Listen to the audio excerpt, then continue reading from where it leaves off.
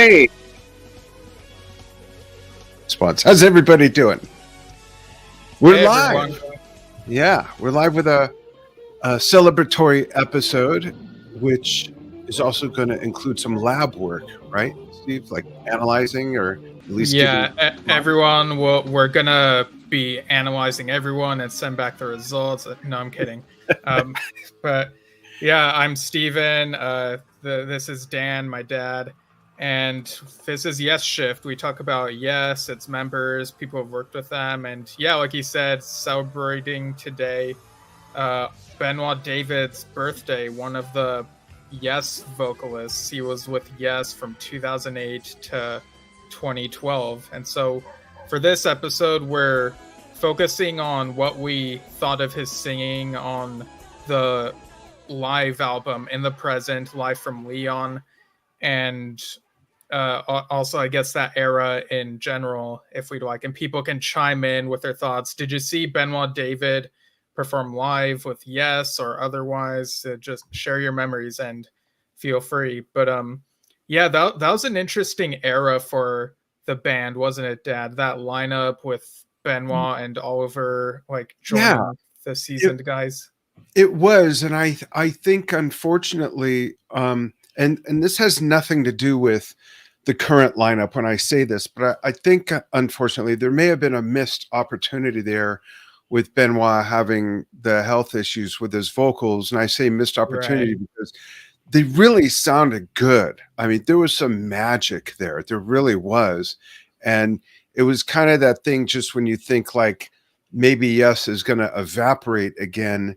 There's this lineup, there's Fly From Here, you know, some resurrected music from 1980 that carried over. And there was really some cool stuff there. And then, and a great tour. We saw the show. And a great live album and live from Lyon, and we'll get into that. But I'll get into it now. When you listen to that album, and it's been a while for me, and in studying up for this episode, I was a bit floored by most of it in most ways, not just Benoît's voice, but one of the biggest things, and I'm curious to get your take on this, and anybody else watching or listening, one of the biggest things I noticed was all of these songs, if you're a Yes fan at all of these songs you've heard a live version of before. And probably, right? I think that's pretty fair to say.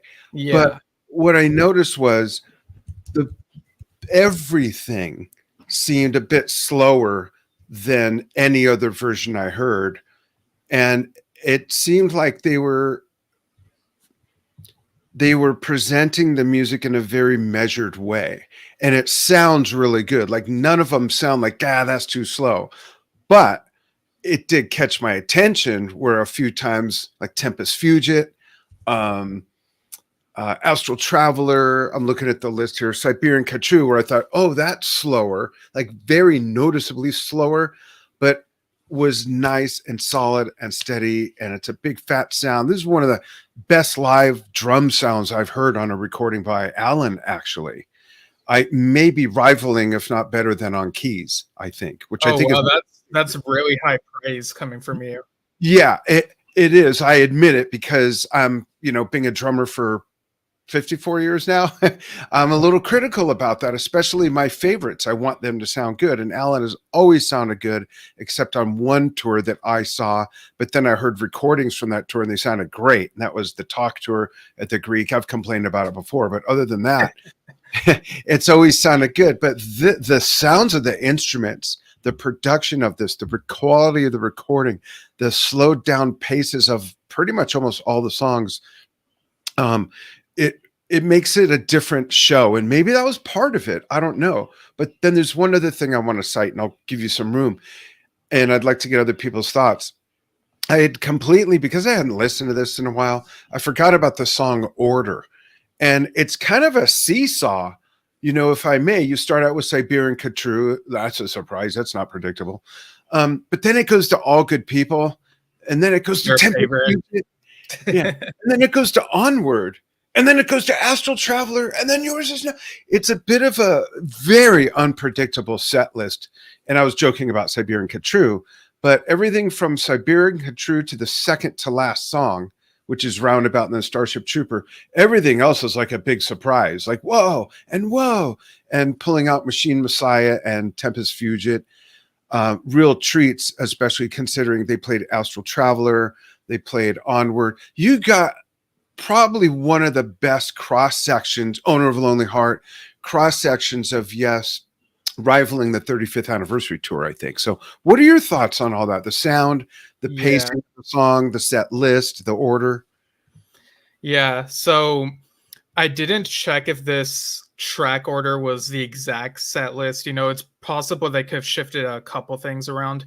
But yeah, I agree. The 35th anniversary tour is probably, I would say, had the most surprises in recent memory in terms of what it included, at least in songs from Sangas. But yeah, on here you've like they dug up drama stuff and Astral Traveler, and like you said, you get these major shifts between eras. Like you go from Owner of a Lonely Heart to South Side of the Sky, and it's like, wait, what? Like, what's going Right. on? And no cover songs. This is like the first tour of many, many with no cover songs. Oh yeah, because they do America quite a bit on some of the tours. Yeah, Yeah. And they've done Beatles yeah, every little thing. and Um, Smoke on the Water, as we discovered on April 1st. Smoke on the Water. And I wonder how many people are privy to that, what that reference is. No, yeah, What was the other that one? was even more hilarious in hindsight, given the Oh, recent news that Yes are going to tour with Deep Purple. right. That was hilarious. How prophetic was that episode? Yeah, and also I think on the Steve Howe episode we did where we talked about Tomorrow, I think I may have forgot to mention that they covered the Beatles on there as well, Strawberry Field. But yeah, no cover songs on here.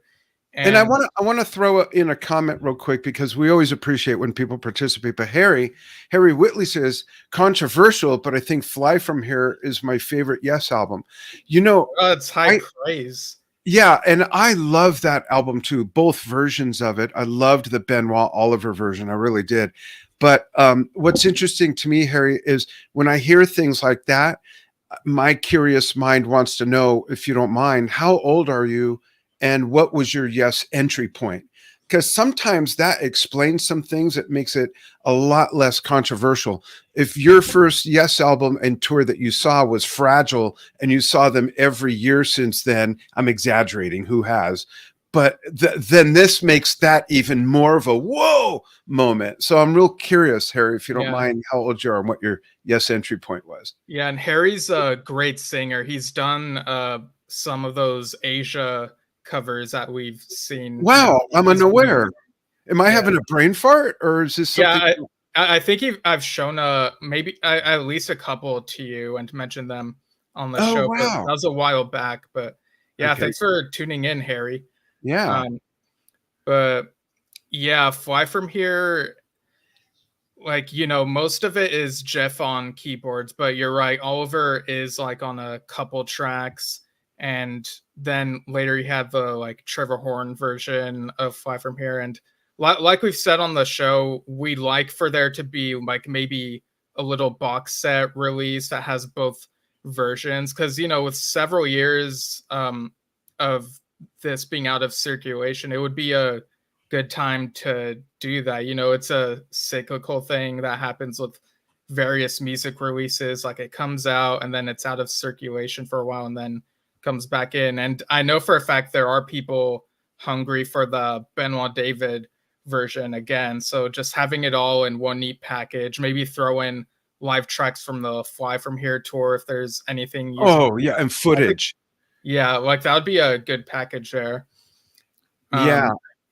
Um, One more comment, if I may, Steve. Here's Gilly Good News, who follows us, says, "Hi guys, what is your favorite mystery song by Benoit?" That's interesting. Yeah, we talked about Mystery a couple years ago. I think I would have to look at their songs. Me too. I'd have to refamiliarize myself with the material, but that's a deep Yeah, cut right there. That's a great song. That's a great trivia question. yeah, that's a great band, Mystery. Yeah. What is yours, Gilly? What's yours? Yeah, and I remember really loving what I heard from mystery when we talked about it. So I might need to revisit that at some Yeah. point. I think that But was a year ago for his last birthday that we did that. Oh, it's his birthday today, by the way. Happy birthday, Benoit.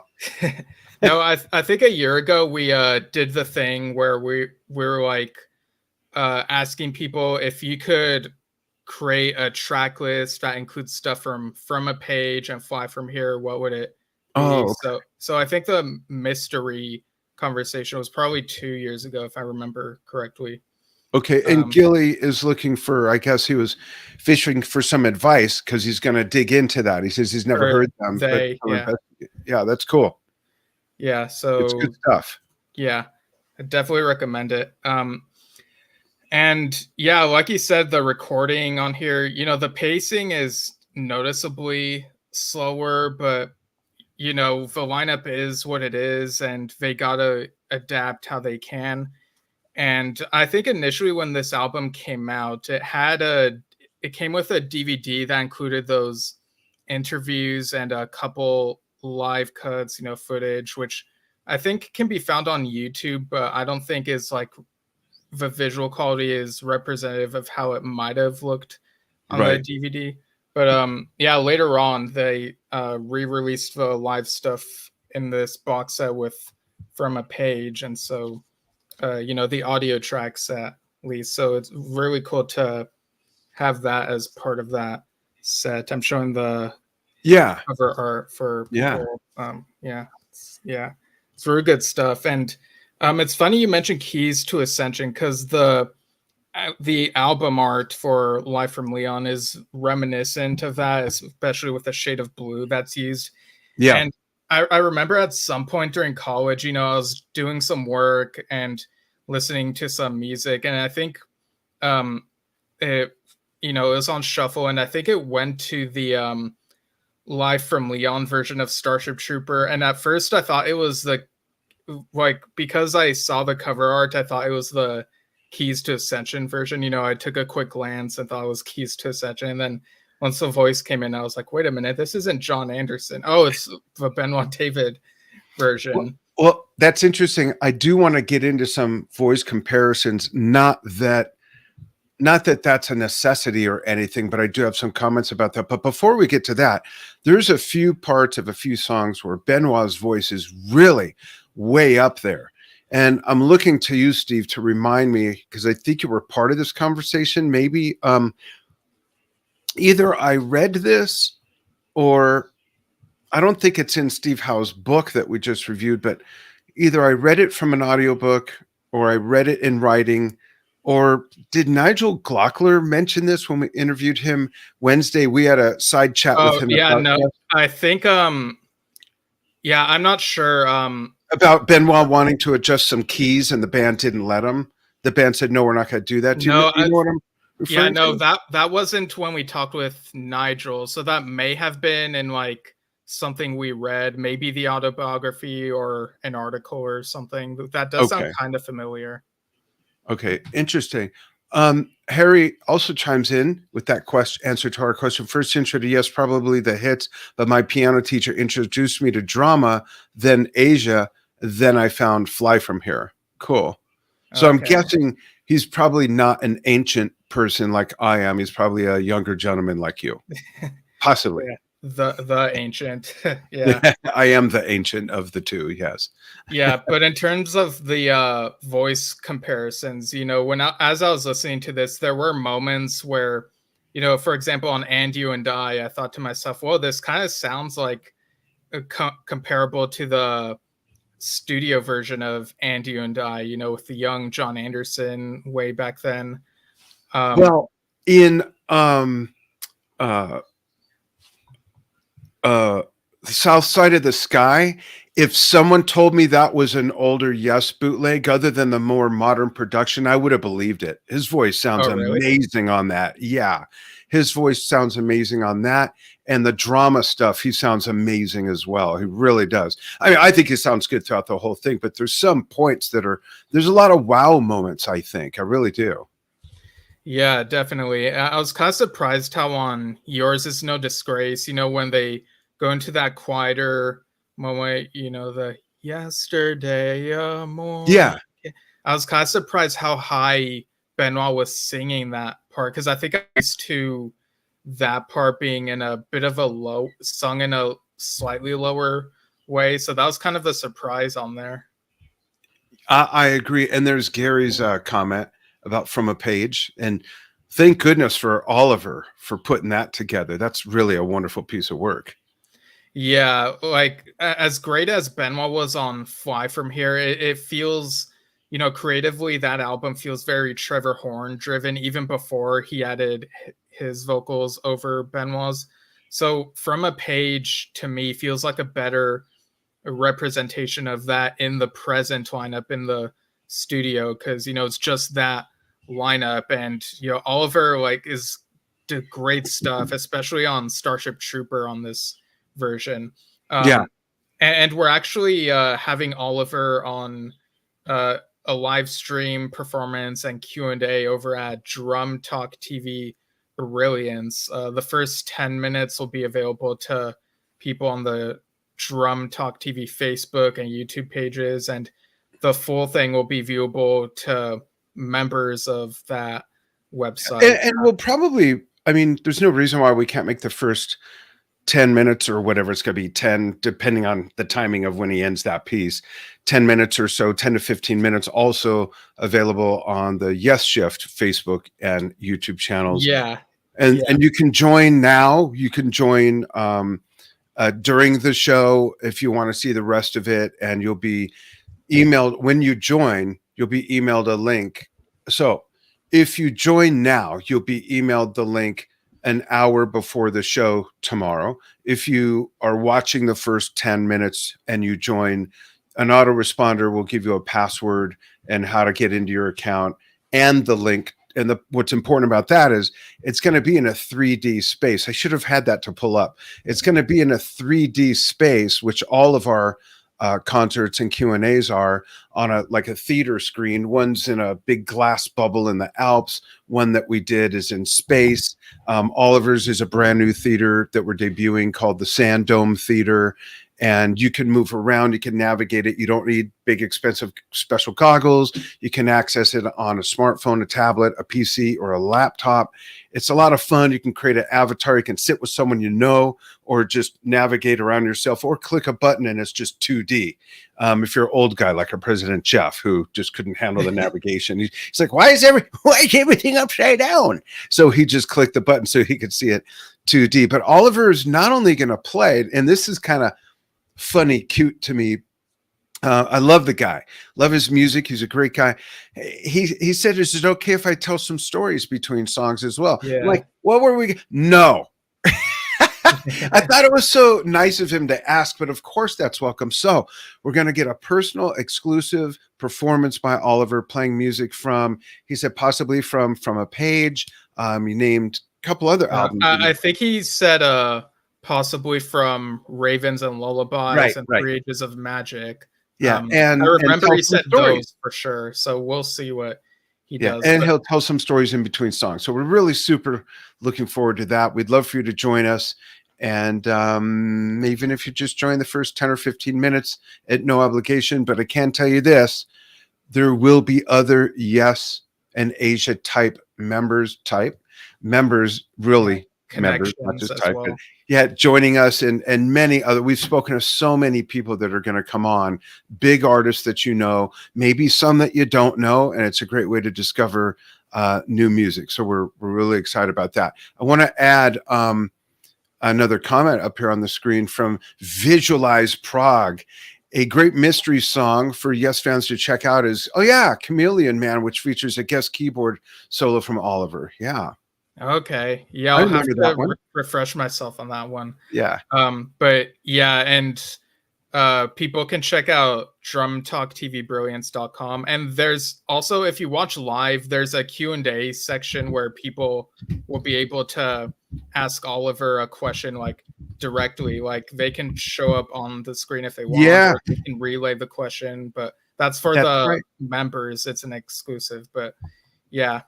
And check it out, folks. We got a lot of big stuff. We're debuting. If I could just jump in with one more item on that, April 27th, a Saturday, we're debuting a brand new game show that we have. That's for all music fans. It's not just drummer centric, this membership site. It's for all kinds of music fans, all different genres of music. And we have a fun game show that we've been working on that we're debuting. And then we're debuting another one each month over the next at least 3 months. We have at least 4 game shows. Really fun stuff. Really fun. Away from all the drama and not the band or the music drama, but the active drama that we're all exposed to, and ads scrolling on, all our favorite social platforms. It's a private environment where I'm in charge.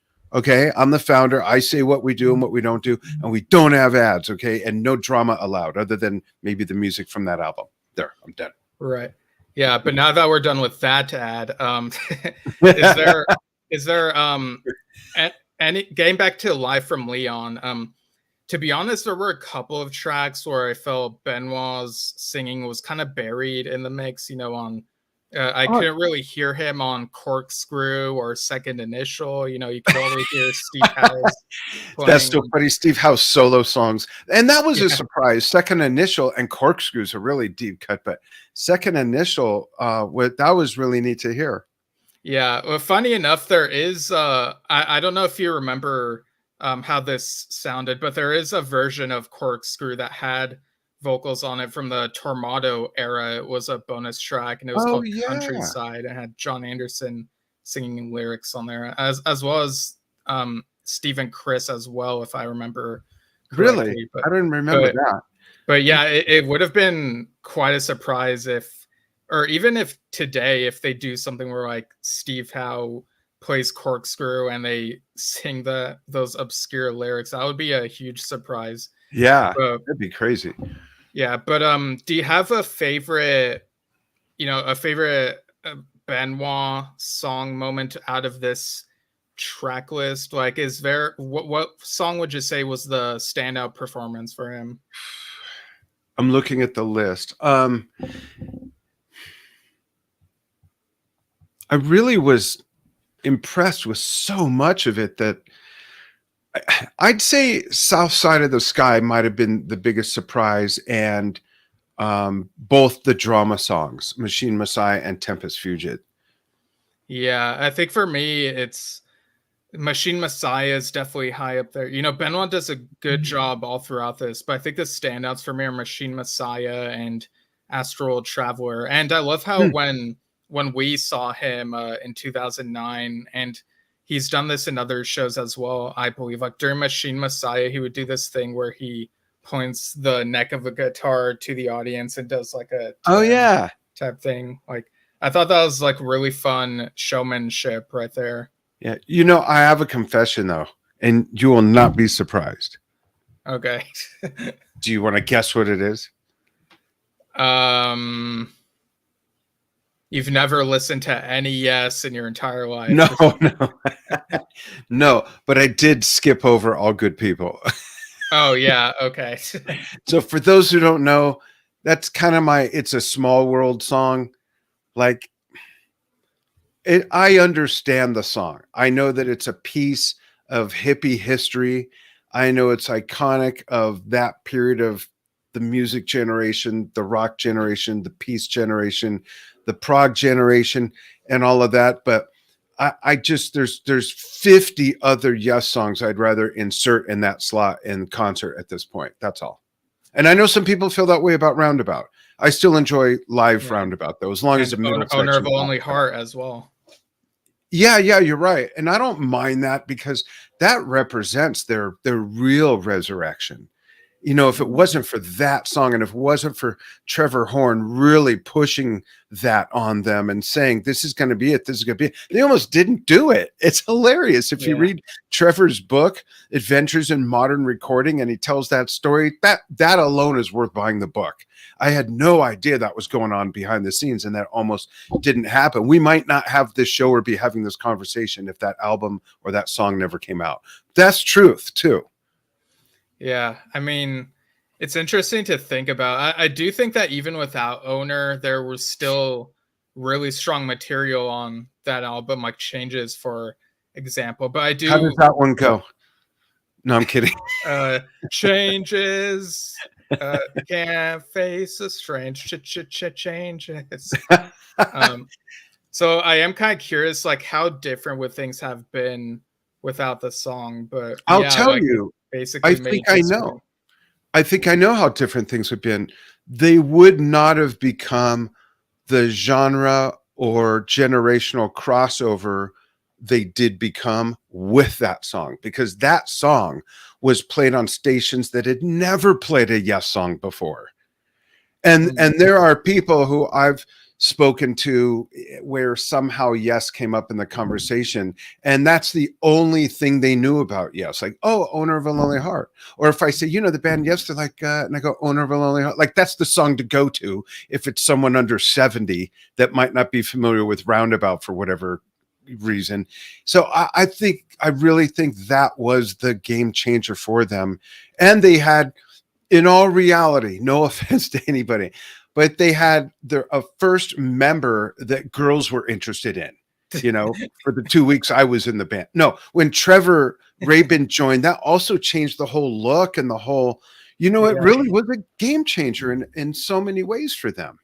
Yeah, and I do remember there was this interview with Billy where someone really young asked Billy to sign I think his solo albums or some of his work outside of Yes, and he asked them like how did you like get into all this stuff, and the person said they'd listened to Owner of a Lonely Heart and then I guess research from there, and the rest was history. So it really can go a long way, surprisingly. Yeah, it's a gateway drug for sure.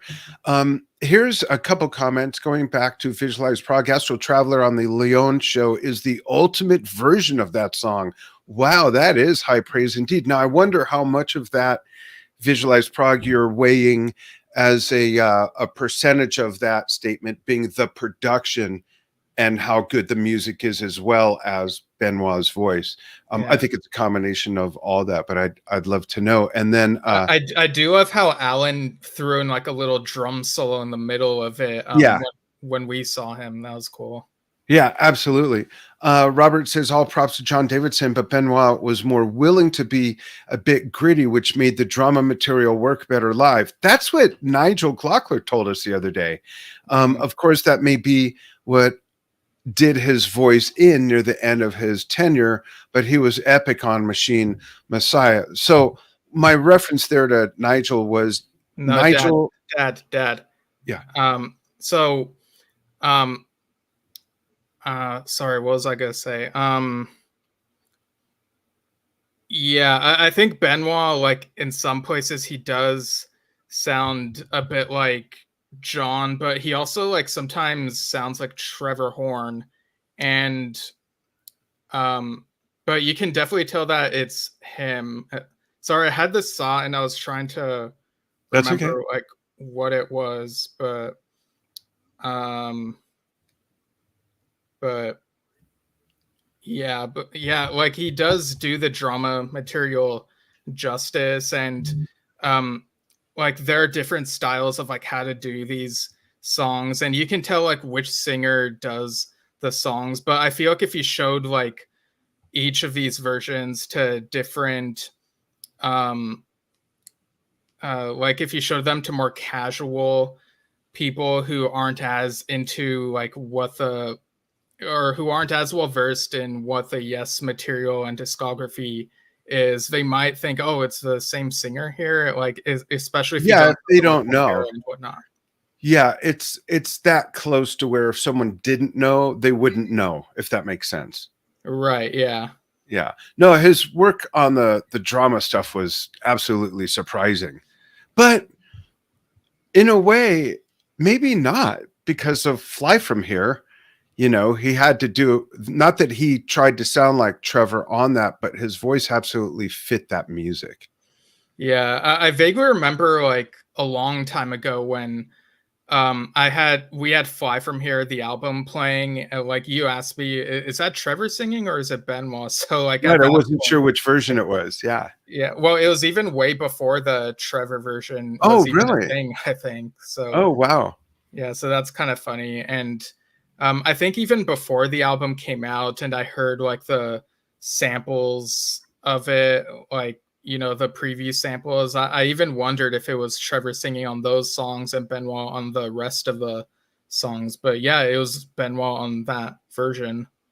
Yeah, and Sounds and Visions HQ, thanks for joining us and asking the question. He says, is Benoit totally retired from the music business? I believe so. I believe he's been making boats again, which is what he did before, yes. And I don't think he's doing anything else. I don't Yeah, think. I vaguely remember reading somewhere that he might be part of like a choir or like some local thing that Yeah. involves music. Like it's not like a big touring outfit type thing. But yeah, he's basically retired from the music industry, from what I Yeah. understand. And we have in the past reached out a couple of times, and he knows that he's welcome to come on if he ever wants to do an interview. The offer is always on the table, but by that same token, I would also respect if he feels that he's already said all he needs to say about his music career. It's totally understandable either way.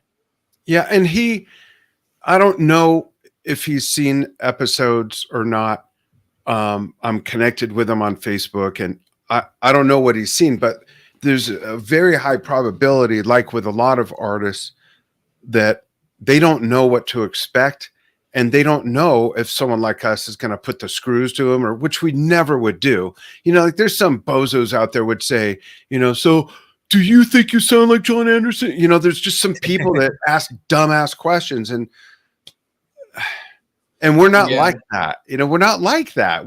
This is a fun, enjoyable forum. And when we have guests on, it's so that they can open up to whatever degree they want or not. And we never have trick questions. That's not what we do, Yeah. And like it's fine if people have their own preference of like which musician or which era or whatever, but it's all about being respectable, and we enjoy all the vocalists who've Yeah. been in Yes. So yeah, they each have their merits, and like we enjoy like what we hear from them, and any conversation that we'd have with any of them would be it would be a safe space. We just Yeah. want to like have a nice conversation, talk about their career and what they like to do. Like, yeah. Yep. Absolutely. Visualized Prog says much fuller sound on Lyon version of Astral Traveler. You can hear more interplay between the instruments, and Benoit sings it great. I'm Right. gonna have to listen to that one again. Yeah. So is there anything else that kind of surprised you about this live album? No, I think, like you said, the artwork was kind of a surprise how close it was to keys, but the song order, the songs, the variety, the pace of the songs, and how good the production was. Not that I had limited expectations, but they surpassed the expectations I had. And again, I use keys as that benchmark. I think some of this sounds at least as good as keys as far as the production. Yeah. And that's different when you compare a live album production to a live album production versus a studio album and studio album production wise. It's a whole different thing. I think it even says more in a way. So I think it sounds amazing. Yeah, and Heart of the Sunrise, is also part of this, and it kind of reminded me that, at the time when we saw them in 2009, that was my first Yes concert, Yeah. and before then, having heard various live versions of Heart of the Sunrise, it kind of felt like one of those songs. At that time, I was like, I was a teenager, about 14, I think, and I'd heard various live versions of Heart of the Sunrise, and so I was kind of like, I can kind of take it or leave it. But it wasn't until I saw it live in that concert that I finally got it, and like the excitement of the song. And back then, South Side the Sky was my favorite Fragile song. But in the years since that concert, and having gotten more versions of South Side of the Sky on all these various tours, Heart of the Sunrise has kind of gotten slightly ahead of South Side of the Sky for me. So it's funny how these things fluctuate over time. Yeah. How much of it depends on the version versus just your taste for that music? That's a good question because I feel like a lot of the songs, when I think of them, I think of the studio version, but there are some where like the live version is just it transcends so much that that kind of takes precedence. So I guess it's a mixture of both. I'm not sure what the percentage is really. Interesting. Cool. Well, that's our show. Wishing Benoit David a very happy birthday and continued success in whatever he chooses to do. And we do hope that someday that music does come available again for others who did not get it the first time around. I did, Yeah. which is cool. And we got to see him, which was great.